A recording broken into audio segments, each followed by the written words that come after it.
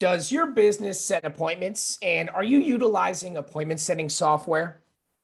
Sometimes that software can be rather costly, couple $100 a month, and it's actually possible to automate that process yourself. And instead of paying for that software, you would pay for essentially this type of automation program. This is Zapier, as well as for the text messages or any fees that come with sending reminders or things like that. So essentially, you're paying pennies on the dollar instead of paying hundreds of dollars per month. So if you want to find out how to save this kind of money for your business, just watch this video, or of course, you can always ask us for help.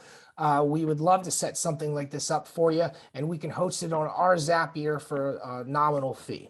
Okay, so what we're going to do now is we're going to use first and foremost our parser. I'm sure you guys know from all these other videos that I've done that I absolutely love this parser program, because what it does is it allows me to send an email to it and then separate that data. So I'm going to show you the format of the email that I'm using.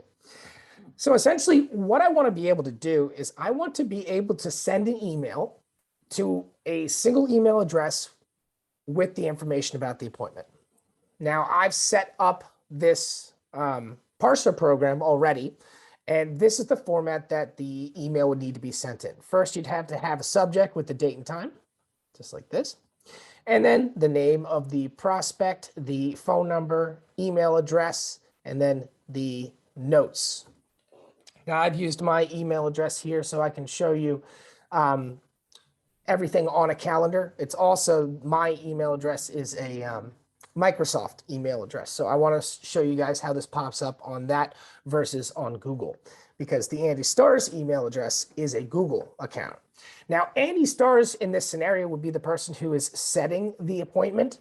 So that person's also going to want to have that calendar event on their calendar. So let me show you exactly how to set this up.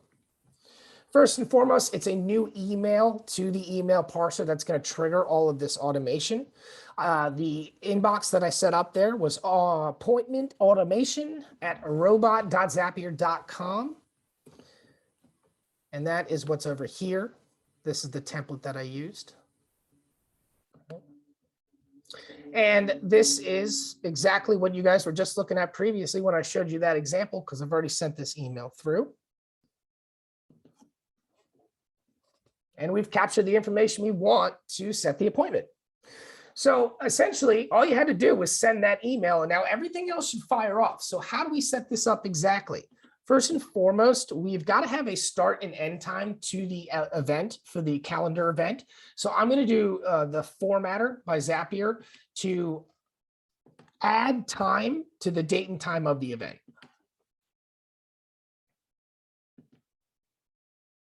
Add or subtract time. And the time that we're adding or subtracting to will be the output of the appointment time. And for this, if you'd like to know where the expressions are, they're right here. But I'm going to go ahead and just put in +1. No, let's do 30 minutes instead of 1 hour. So plus 30 minutes. Great. Now I'm also going to do a to format, because I want to make sure that it's consistent formatting for the calendar event so that it doesn't get messed up in between.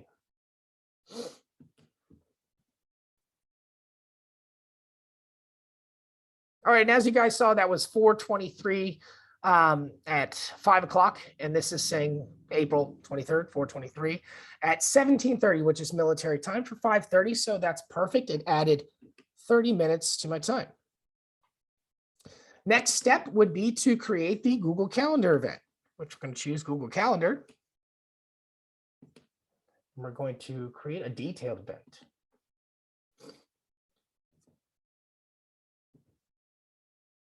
Now we're going to use the Andy Stars calendar, because this is the person setting the appointment that they want to keep track of those appointments on their own calendar. Choose the calendar again. Now for the summary, we're going to go ahead and choose the subject of the email. And then I'm going to put with the name of the person. Description, I'm going to go ahead and put the notes in there from the parsing program. And I am going to add conferencing. Now, this is going to add a Google Meets link so that you can do this virtually. Of course, if they're coming to your location, you would not need to do that.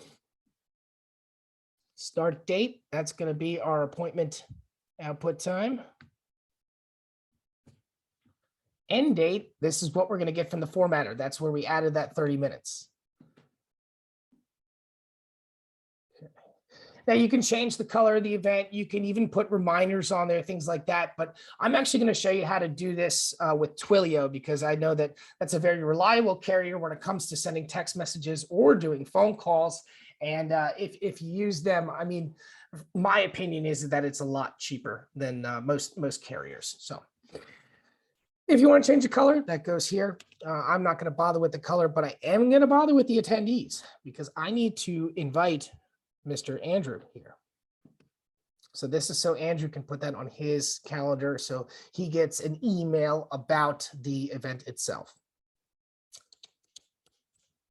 Next, continue. Now we're going to test and review, make sure that our event ended up on our calendar. It says it did. Let's go ahead and check. This is the Andy Stars calendar, and there's the event right there. The 23rd, 5 p.m., 5 to 5:30. Here's your join. You can join the meeting right here. And we're waiting for Mr. Andrew to say if they're going to be able to make it or not. And this is a meeting to discuss the marketing strategy. So now if we go to Mr. Andrew and his calendar, you will see that this is a previous test that I had done, but here is the newest one already on there, and I haven't responded yet, but I do want to respond. I want to say that I'm going to be able to make it to this appointment. So I'm going to go ahead and click yes. So I'll attend, send. Great. So now as Andy Stars, I should know that Andrew's going to make it. He accepted it. That's wonderful. So now I've got a way to actually check if the person has accepted the appointment, which is important. I mean, it's almost a communication agreement. Yes, I'm going to be there, which is great. Now, the next thing that we want to do is we want to be able to remind this person. So if you want to find out how to automatically remind this person, you're going to just have to check out the next video because I don't want to keep you guys too long. I've already shown you exactly how to set up an appointment and create the calendar event and invite somebody. The next step would definitely be to remind that person, which is going to require a scheduling option as well as Twilio.